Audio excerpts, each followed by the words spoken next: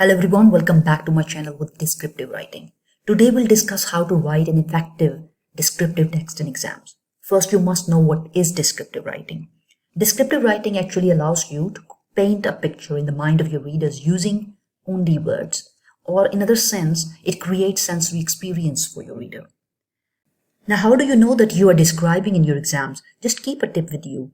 If your text is telling something to your reader, it means that you are narrating. But if your text is showing something to your reader, it means that you are describing.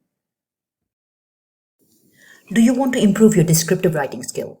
If you want to, I suggest you should be reading a short descriptive text every single day. When you have a strong input, your output in the form of writing would be amazing. In this video, I will analyze different descriptive excerpts from the past paper and provide you with useful tips. Look at the writing on my screen. Tarpaulins and ropes moved forcefully and the air was filled with rain. Strong winds hindered communication as the yacht swayed with each wave. This text is not at all engaging. You know why? Because it is straightforward and it is factual representation.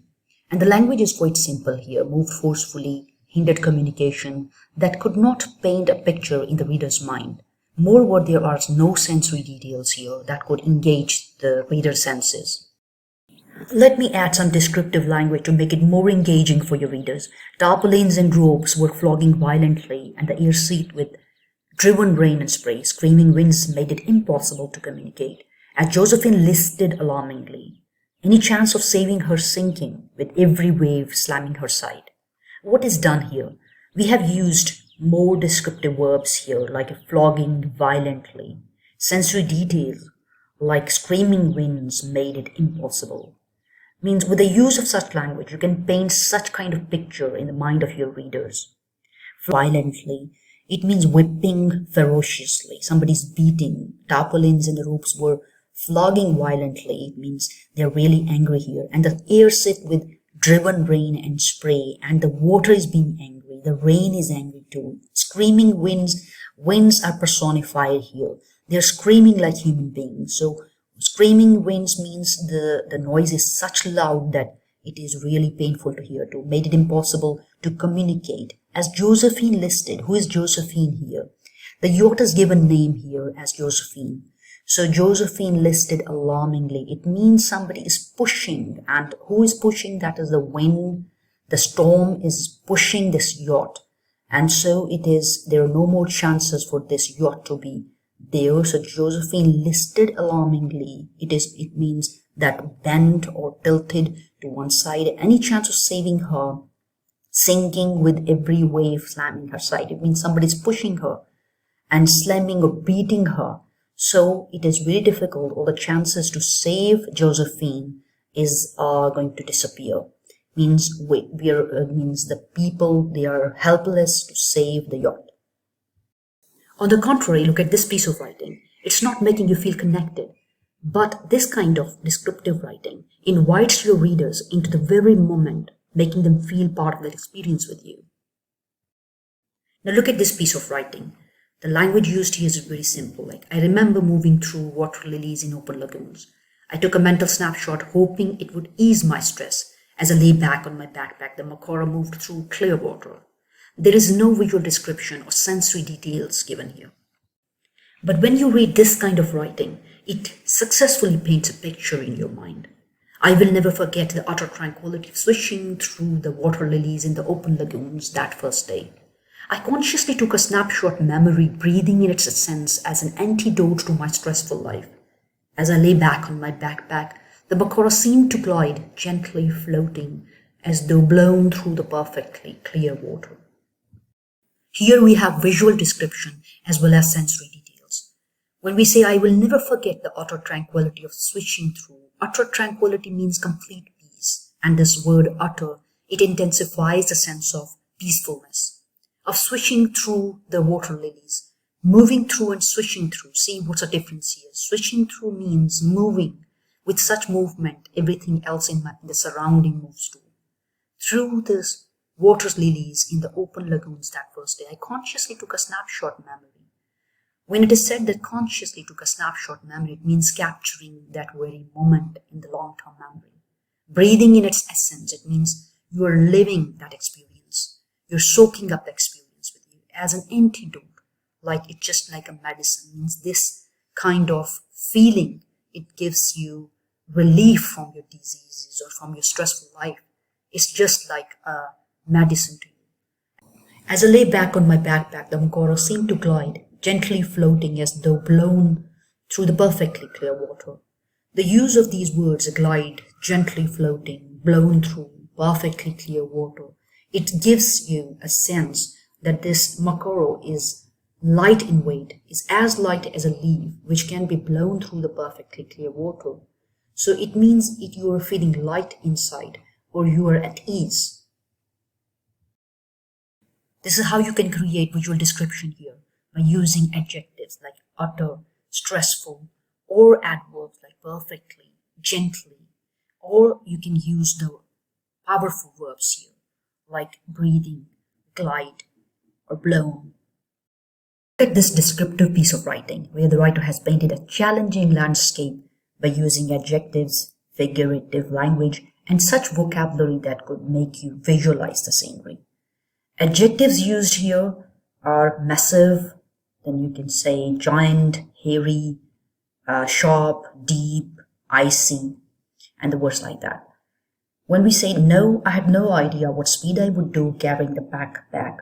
I would widely overestimate it and certainly hadn't accounted for the massive mountains sprawled across the landscapes like giant sleeping tarantulas, with their hairy tussock-covered legs forming the sharp ridges and deep basins, punctuated by icy streams and seas of chest-high grass.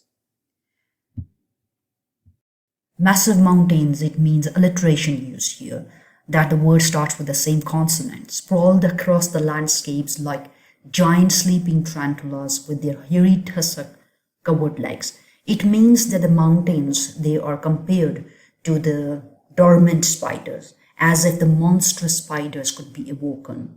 So here we are comparing the mountains to the spiders.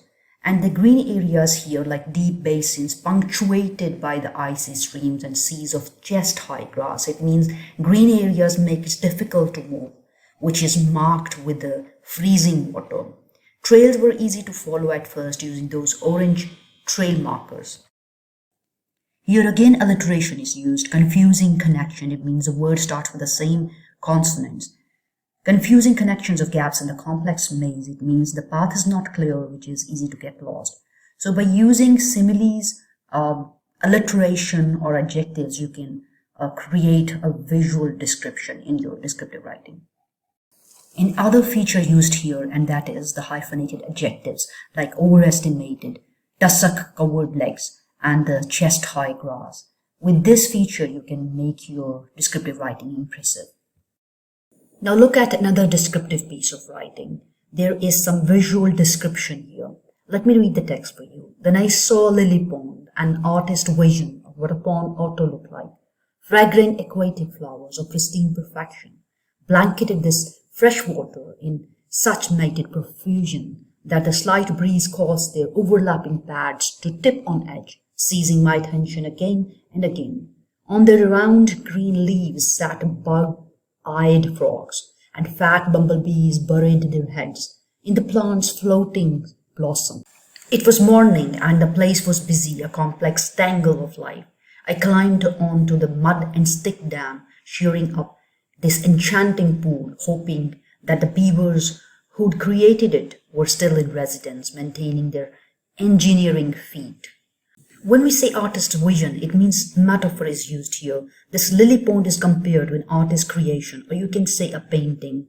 Fragrant aquatic flowers of pristine perfection. This pristine perfection, alliteration used, the word starting with the same consonants, and this is used to show the flawless quality of the aquatic plants. And when we say this, on the round green leaves sat bug-eyed frogs. This round and green, these adjectives are used to show the size of the leaves. And sat bug-eyed frogs, it means that hyphenated adjective used. And this is creating an image of the frogs with the large eyes. And these hyphenated adjectives, they help convey specific meanings, and sometimes they enhance the precision of description here. And fat bumblebees, again, the size of the bees is shown here, buried their heads in the plant's floating blossoms.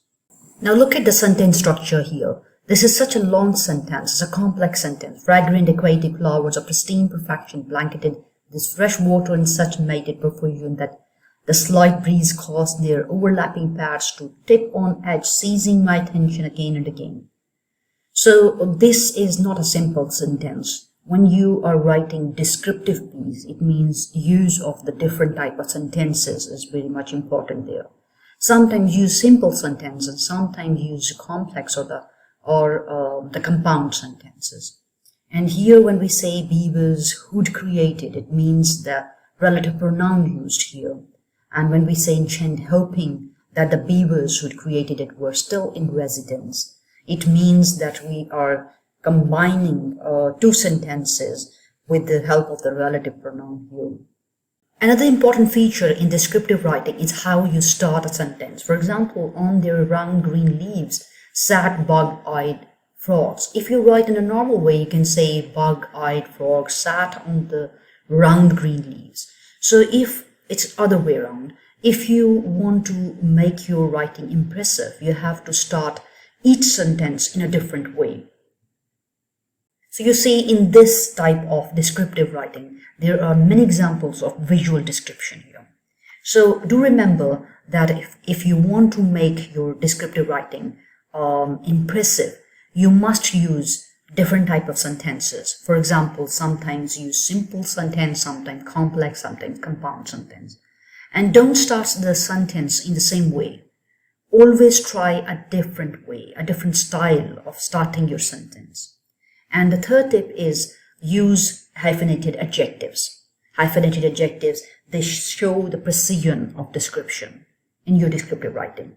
And then use adjectives or the adverbs to intensify the nouns or the verbs or the actions there.